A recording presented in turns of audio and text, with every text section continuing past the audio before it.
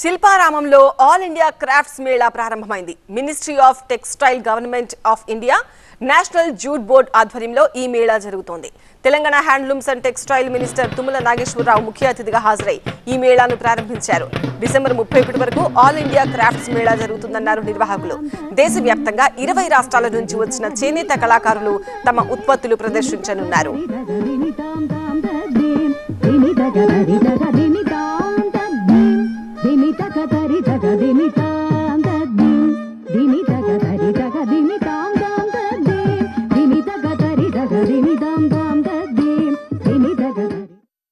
ఈ పుణ్యభూమిలో సేవ చేసి మన సంస్కృతిని, సంప్రదాయాన్ని, మన చరిత్రని దేశానికి, ప్రపంచానికి చాటినటువంటి పెద్దలందరూ కూడా ఈరోజు శిల్పారామంలో నిలవై ఉన్నారు.